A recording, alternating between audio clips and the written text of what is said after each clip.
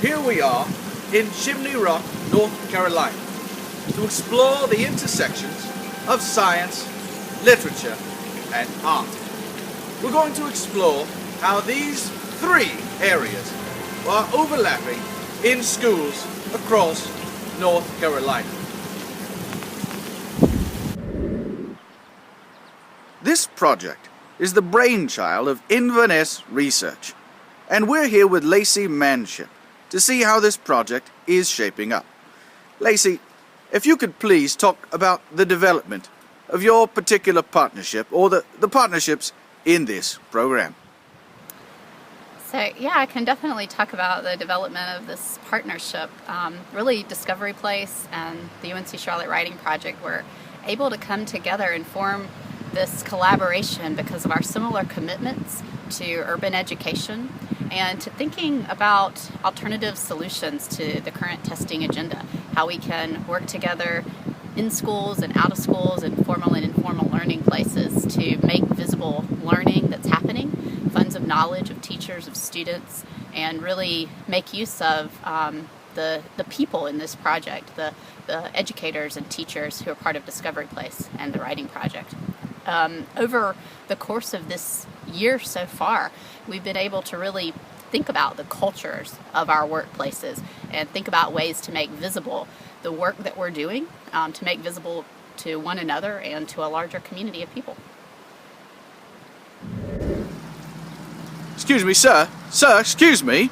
I've got a question. I am not Governor Jupon sir, for the last time. Sir.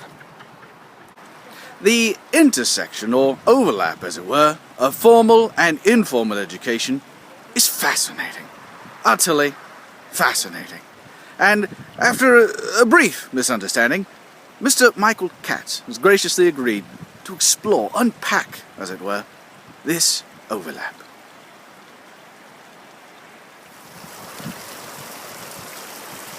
Through the Intersections Project, we are exploring using informal teaching techniques in a formal setting, with particular focus on the MAKE movement, to see how these informal techniques impact students in the classroom. We've heard a great deal about this maker movement and make in general. What is this? Well, to help us explore this concept of make and maker and what it is to make-it-y, make-it-make, is Steve Fulton.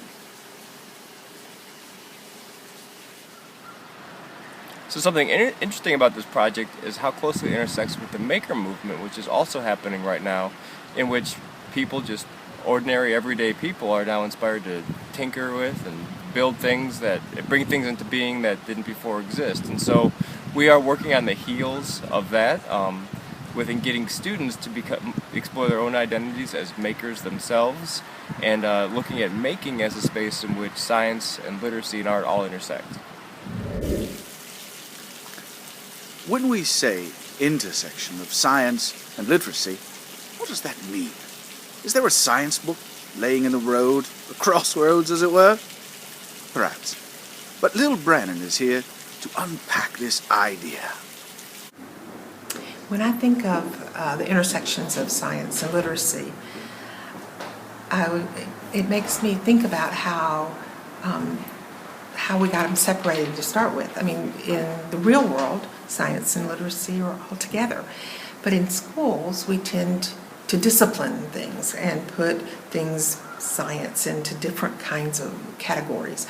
So we have biology, and we might have earth science, and we might have chemistry, but we don't experience those things in the world in that way.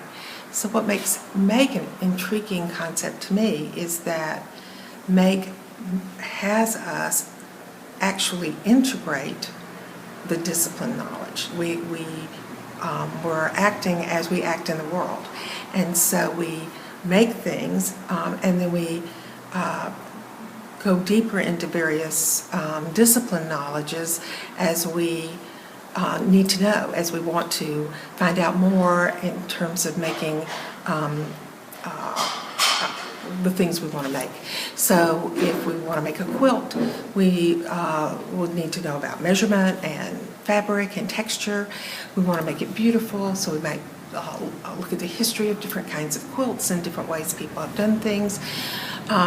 We go deeply into our culture, our histories, and then we work from that towards new ideas and new possibilities. And so that's what makes make a really intriguing thing to me.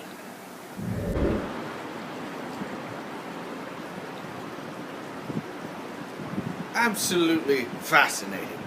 Thank you for joining us on this exploration of the overlap of science, literature, art, and how we can take these things and thrust them in front of students in various projects so they can learn, go deeper into all of it.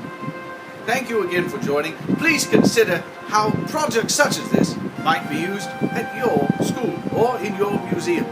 For more information or for additional questions, please add your comments in the sections below. Again, I am Reginald Maudley, OB. Thank you again.